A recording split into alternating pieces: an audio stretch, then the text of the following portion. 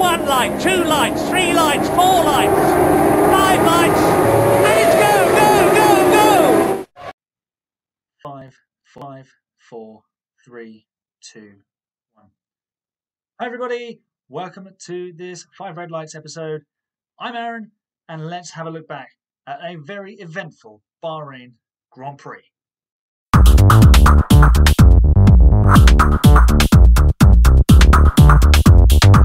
Welcome along then everybody. Let's start with Romain Grosjean's miraculous escape. There's no intro today because I think we should just get down to business with the serious side that we were exposed to of this sport.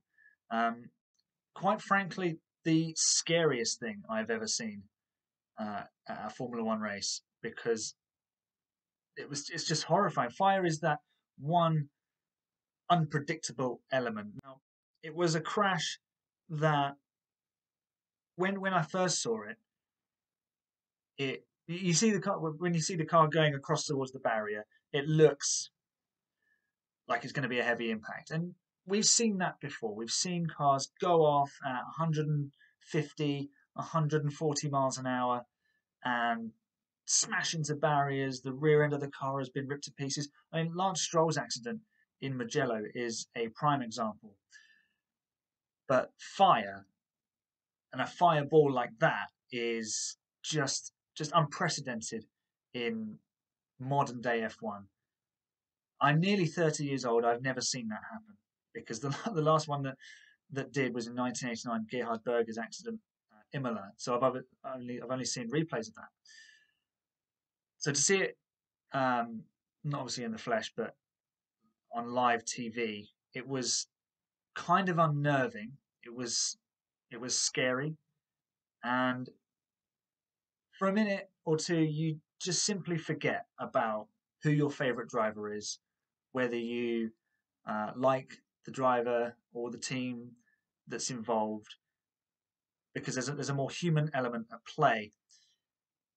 I'm not Grosjean's biggest fan. I think he will probably admit this. He has his flaws. He's made mistakes, and I think some of those led to this. I think he moved across too violently on Kvyat, bearing in mind it was an open lap.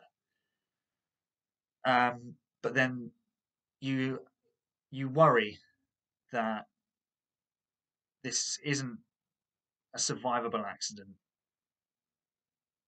But luckily it was. I mean, to see Romain climbing out of that car all in one piece with just a few burns, no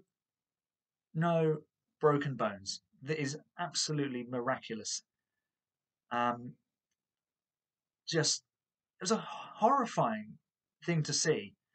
But bear in mind, there could have been young children watching this, and this is a point I'm going to touch on a little bit later on, because a few drivers were upset about how many times the replays were shown. But first of all, the accident itself, to see a car igniting in flames and the sheer force that was involved once he'd gone through the barrier, I think that was the most chilling thing, was that he'd gone through the barrier, then there was the fire. Because I think if he'd hit the Tech Pro barrier and it had done that, and then it had gone up in flames, I don't think there would have been that element of, well, there's always an element of potential fatality when there's a fire involved, but I don't think it would have been quite as chilling and harrowing had he been able to semi-easily escape, if that makes sense. Because if that car had stopped in another position, or if Romain had been knocked unconscious, we could be talking about a seriously different outcome here. We must be so grateful for the work that Professor Sid Watkins and Charlie Whiting have put in And Alan van der Merwe, the medical car driver, has spoken about standing on the shoulders of giants, and they really are. I don't think they're giants; they are everlasting pillars of what Formula One has become and will go on to be in the future. Because after um, Ayrton Senna's accident in '94, well, actually, it started with the Ratzenberger accident on the Saturday of Imola in 1994.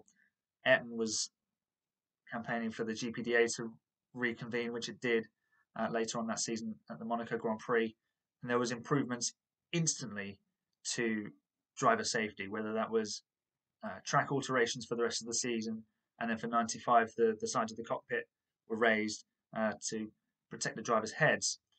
Although we did still see Mika Hakkinen's accident in Adelaide that year, where his head was thrown forwards, and then we have the hands device, and it's just been one step after the other.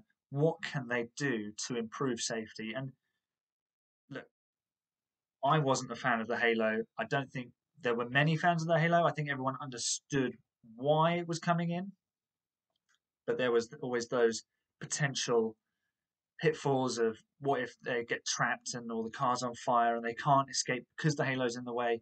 Because we saw accidents like Alonso's crash in Melbourne, where the car ended up upside down and he was able to crawl himself out um, only barely.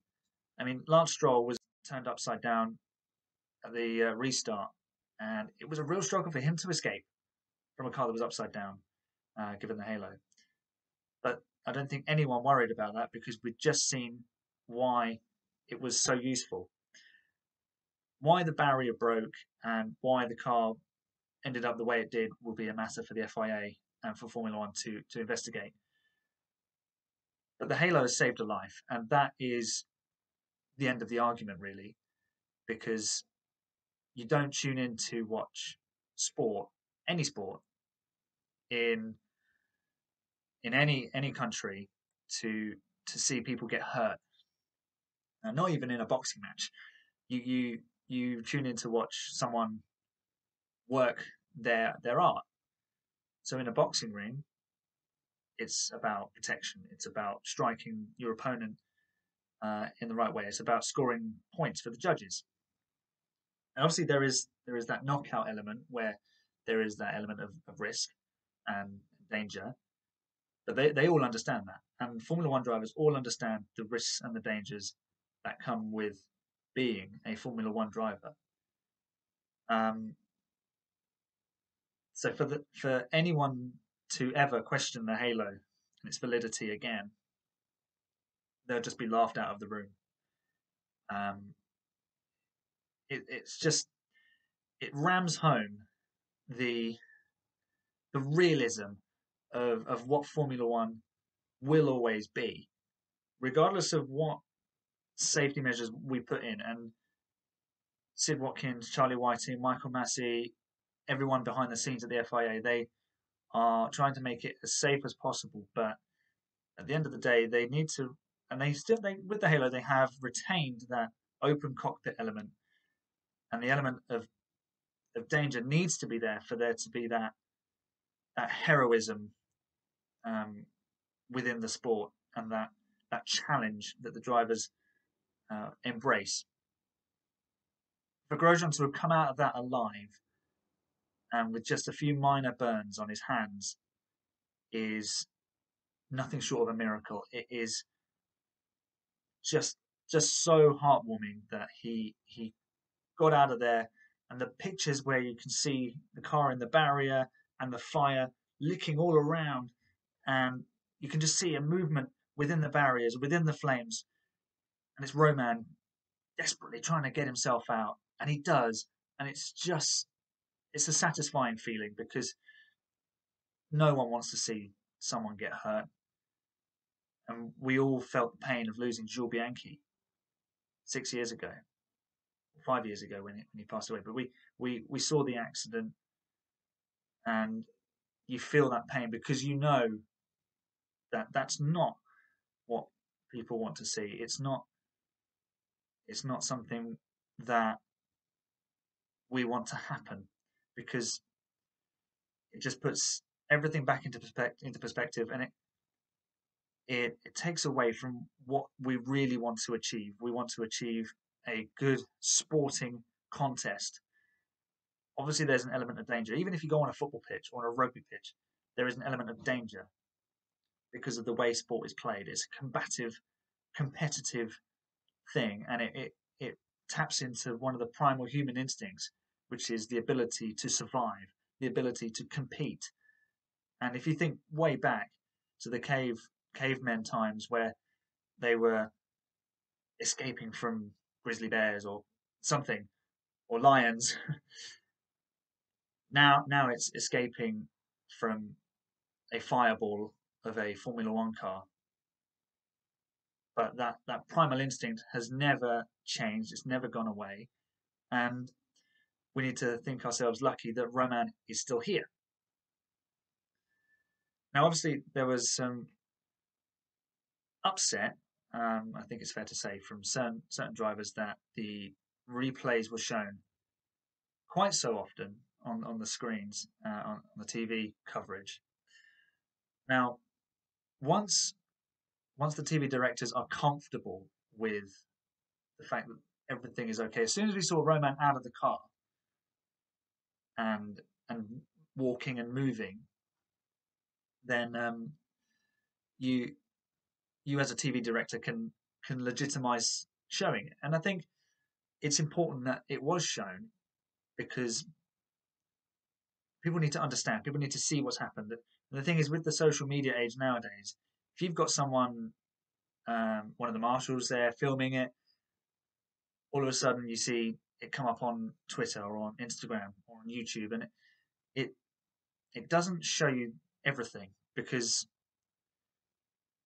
you might have just caught Grosjean going just off to the side. You might not have seen the contact with Kvyat's front left tire. So everyone could have been saying, "Oh, look, it's Grosjean doing this again," and that wouldn't have been fair. So you need a fair, accurate reflection of what's going on, obviously within good taste, and they have to be careful of what they show because in the UK it was 2:30, which is middle of the day. Children are going to be watching. In other parts of the world, it might have been late evening, so children might have been in bed or doing something else. But in the middle of the day in the UK, if someone's watching it at home and they have small children, they might be exposed to something like this. So you don't want to see these sort of things repeated again and again and again in bad taste. But given the length of the delay, and obviously with the way news spreads through social media, people would have been tuning in. So they would have been thinking, "Oh, we're going to get a replay. What has happened?"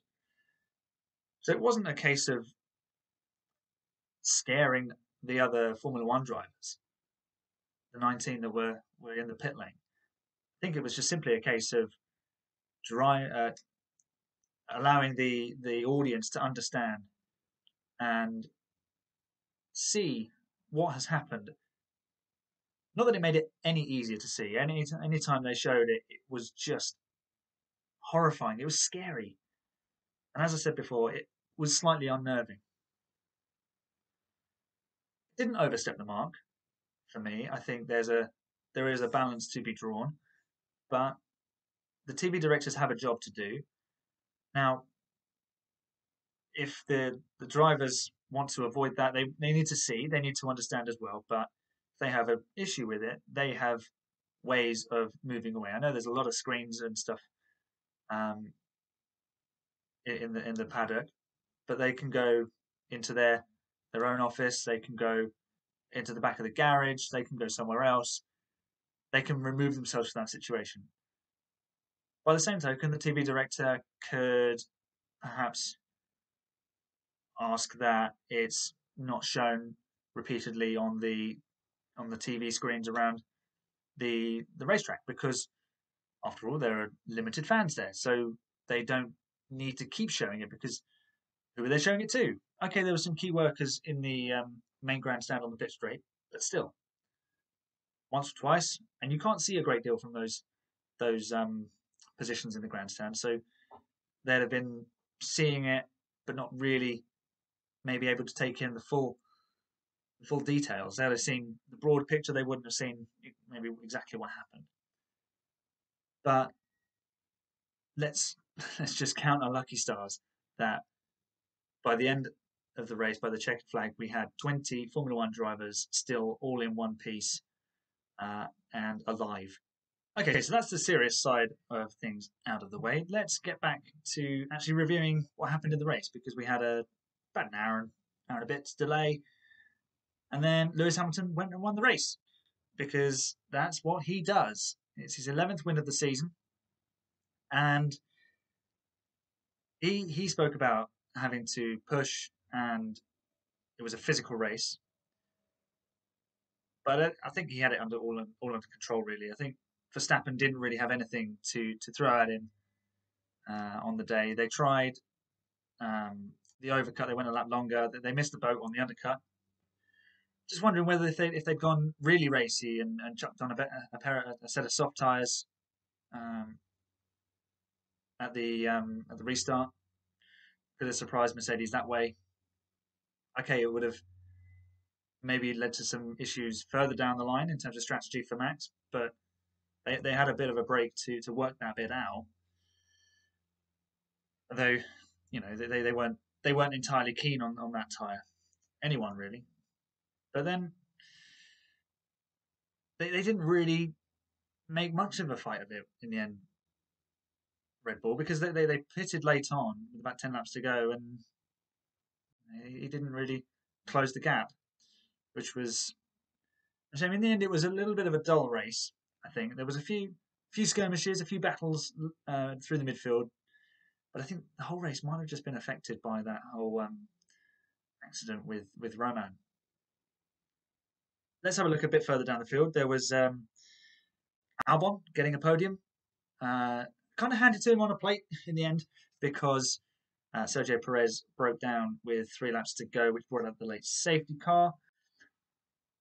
Good for Alex, because he recovered really well from his accident on Friday, and to be running around 4th pretty much all night was good for him, because even though he's not there backing up Max, I think Red Bull are going to find it very difficult to get that gap closed down enough so they can make the battle with Mercedes a little bit closer. But they want the point, and if Alex is constantly spinning out of 5th place or 3rd place, or just generally not being there at all, that is the problem that Red Bull will drop him for, and that's what's been happening. But Bahrain was a better account for Alex, especially in qualifying, and this is the really important bit. If he gets qualifying right, he will do better in the race. It's not a question of Alex produces these amazing drives. He is out of position, which is why we're seeing these comeback drives and these overtakes. Now, that's all great, because showing that ability will stand him in good stead, because when he needs to make that pass up at the sharp end, we know he's capable of doing it. But then when you're there, you're battling Lewis Hamilton. You're not battling a Alfa Romeo who's doing a one-stop, or you're not fighting with the Alfa Tauris. It becomes a different ball game. But good for his confidence, and while he didn't really make much of an impression on Perez, being there to pick up the pieces is, just as important as finishing on the podium. You've got to be there to, if you don't buy a ticket, you don't win the prize. So Alex was first in the queue, and he didn't let that go. Okay, there was a safety car, but I think if there was 10 laps to go, I think he'd have pulled away from the cars behind him. Now, the 2 cars behind him were the 2 McLarens, and they had a super weekend. And again, being there to pick up the pieces is a little bit of a theme here, because McLaren started 9th and 15th after Carlos's brake failure in Q2. And had they not made much progress from there, if they'd been hanging around where Renault ended up, they wouldn't have made the gains on Racing Point that they did. They had a huge swing of points when Perez dropped out of the race. And obviously Lance had been tipped onto his shell by Kvyat early on.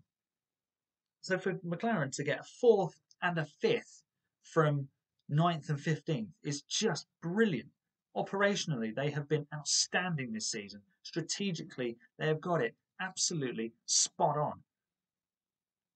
Okay, they haven't improved the car a huge amount compared to Racing Point and Renault, but they are squeezing everything out of that car. They are getting 100% performance from their drivers. You can look at Racing Point and say that Lance Stroll is missing out on very important points. Esteban Ocon has been missing out on crucial points this season. Perez has lost a podium through a DNF and a bad strategy call. If Racing Point had finished the last 3 races with Sergio Perez where they should have finished the last 3 races, they'd have had a third, a second, and a third. They would have a huge advantage in the constructors' standings for third place. They might even be on the brink of sewing it up this weekend in Sakir. But they've dropped the ball. They've had issues go against them. Lance was on a good run of form, and then the Mugello crash knocked his confidence. Then he was taken out of Russia by Leclerc. Then he had the COVID. It's been one of those seasons for the Racing Point team. They've never really been out of the news. But for McLaren, quietly going about their business, and every now and again just popping up at the top and saying, "Yep, hello, here we are. We're bagging big points." 22 points they've scored. That is gold dust in that battle for third place. Now they have a 17-point lead over Racing Point, and the way that those two drivers are driving, Lando and Carlos, you wouldn't bet against them. Just keep picking up the points and extending that gap. Pierre Gasly finished 6th ahead of Daniel Ricciardo. Brilliant drive from Gasly. I think he was helped by the late safety car. He would have probably dropped to 7th at least, possibly 8th, with Bottas closing as well. But more good points for the gas man, because P6 from 9th on the grid, 8th on the grid, I think he was. Kvyat might have been 10th. Let me just check. Yeah, 8th and 10th. So doing a one-stop from the restart really worked well for AlphaTauri, and that, again, good points. It's just a shame that Kvyat couldn't get in the points as well to back him up. Renault, they had a difficult day, really, because they didn't have the pace, and then they compounded the issue by shooting themselves in the foot by not giving the team orders quickly enough. They allowed Sainz to close on them and pass the pair of them. If they'd allowed Ricciardo through quicker, because it was obvious that Ocon was struggling to match Ricciardo's pace. Ricciardo had a poor start, and maybe Daniel could have got those few seconds up the road, and Ocon could have held Carlos up a bit more and used a bit more of his tyres, and it might have been a completely different story. It might have been Ricciardo finishing 5th, not Sainz. Renault operationally are kind of at the level that Racing Point have been at this season. They've made mistakes. They've not nailed those opportunities that they've had to pinch the big points, and that's where they're going to let themselves down. And 7th and 9th, having qualified 6th and 7th, that's not good enough, really. And bear in mind, Ricciardo left a little bit on the table, having had to do an extra run in Q1. Had he had the second run in Q3, I think he may have pipped Perez for P5. He may have even got Albon's P4. We'll never know. But in the end, slightly disappointing day for Renault. Bearing in mind, I tipped them to outscore all of their rivals in the battle for top 3. Charles Leclerc finished in 10th, a lap down, a single point for Ferrari, but had Perez not DNF'd, it would have been 0 points for Ferrari. Who else stood out? George Russell and Nicholas Latifi. They both stood out because 12th and 14th for Williams in a race that wasn't really that chaotic. They've got one car ahead of a Ferrari. The other one's right behind it. They've beaten both Alfa Romeos and the remaining Haas. So you can't say fairer than that. In the battle at the back, still no points though, which is a real shame. But we'll move on to the Sakir Grand Prix, which will be the outer circuit, which might throw up a few surprises. They've got the Mercedes power unit. How slippery that car is in a straight line, I'm not sure. Whether they will be able to get around the corners quick enough to pounce on anything is to be seen, but they could be in with a shout if the race is a little bit spicy. So that's the Bahrain Grand Prix done and dusted. That's behind us. I don't think we'll see Romain next week. Well, we won't see him because Pietro Fittipaldi has been confirmed as taking his seat for the Sakir Grand Prix. I don't know if we'll see him at the Abu Dhabi Grand Prix. Wait and see how he heals. Burns, depending on how bad they are, I don't think they'll heal within 10 to 12 days.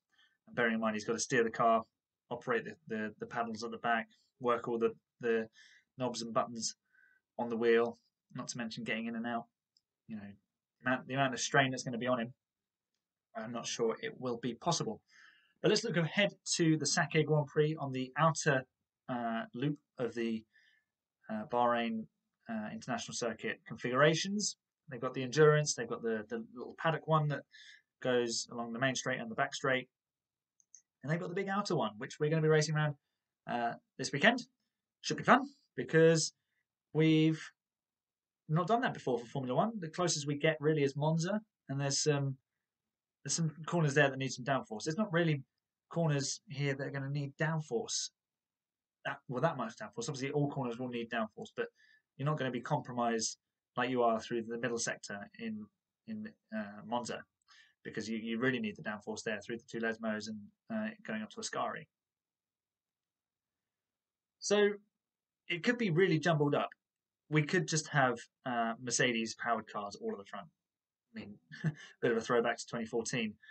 So it's kind of up in the air. And on the day of recording this, which is Tuesday, I woke up this morning and found that Lewis Hamilton is out of the race already because he has contracted coronavirus. So we're at least going to get someone else winning, which will be good. This is Bottas's opportunity.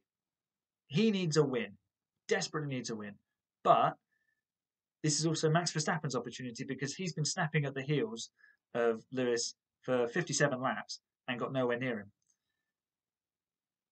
I think it's going to be those two on the front row, and I think we could be in for an absolutely brilliant race. But let's not count out the racing points because they've got the Mercedes engine as well. They've got pretty much last year's chassis, which was a little bit draggy. So depending on how much drag they've been able to trim out of that through their own design, we might see a really interesting battle at the front. Renault, they've gone well on low drag tracks, so who knows? But watch out for McLaren. They are my tip for this weekend because remember back to Monza, our other low drag circuit. Mercedes were the fastest; they locked out the front row, but McLaren were the second fastest team that weekend. Carlos Sainz, before all the drama kicked off, he was running a very solid P2 behind Lewis Hamilton. So this race really could be anyone's to win. Who knows what the strategy is going to be? How are the tyres going to work out? What is the best tyre to be on at the right time? Do you want to just keep running around on the hards as long as possible, or do you want to be on the grippiest tyre and make lots of stops and keep picking up that DRS, moving past people? Okay, you're going to have to stop again, but then you come out and bang, bang, bang, you get the DRS and you're chasing people and you're on it. It could go either way. I think it could be either loads of fun or they'll all just run around and go nowhere with each other. So we'll wait and see. I'm going to plump for Bottas has not had a good run recently. He's going to need to turn around. Depending on who they put in the car next to him, I would really like to see George Russell be given the shot there. I think it will probably be Stoffel Van Dorn. So I don't see Van Dorn winning it. if it's him. Hulkenberg, maybe? That would be cool. Probably get on the podium. You know what? I'm going to go. It's going to be a crazy race. I'm going to say Carlos Sainz is going to win the race. He's going to go into Ferrari as a race winner because he's already shown that he's ready to win a race. And if Ferrari deliver the car, he will win a race. And they're going to have a big problem on their hands with Charles and Carlos both scrapping over wins and world championships potentially. I'm going to go for Carlos Sainz to win the race in a crazy race, and George Russell to be on the podium in the Mercedes.